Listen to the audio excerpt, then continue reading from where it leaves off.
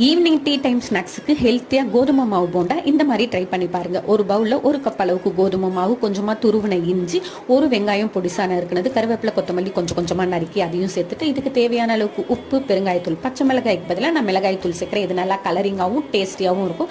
எல்லாமே சேர்த்துட்டு நல்லா ஒரு விஸ்க் வச்சு மிக்ஸ் பண்ணி விட்டுட்டு கொஞ்சம் கொஞ்சமாக தண்ணி சேர்த்து இந்த போண்டா மாவு கன்சிஸ்டன்சிக்கு ரெடி பண்ணிக்கோங்க. எந்த மாதிரி இருக்கணுன்றதை நான் வீடியோவில் காமிச்சிருப்பேன். இது ரெடி ஆனதுக்கப்புறம் ஒரு கடாயில் கொஞ்சம் தாராளமாக எண்ணெய் விட்டுட்டு நல்லா காய வச்சுக்கோங்க. இந்த போண்டா போடும்போது எண்ணெயில் முழுகணும், அந்த அளவுக்கு எண்ணெய் இருந்தாலே போதும்.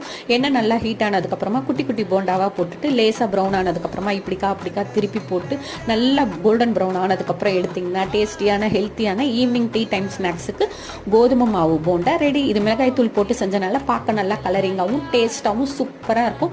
ஈவினிங் டீ டைம் ஸ்நாக்ஸுக்கு குழந்தைங்களுக்கு கூட நம்ம இது மாதிரி செஞ்சு கொடுக்கலாம். குழந்தைங்களுக்கு பல் வளர்கிற ஸ்டேஜில் ஏதாவது நல்லா கடுக்கு முடுக்குன்னு சாப்பிட்ணும்னு நினைப்பாங்க. அந்த மாதிரி டைமில் இதை கண்டிப்பாக செஞ்சு கொடுங்க. தேங்க்ஸ் ஃபார் வாட்சிங்.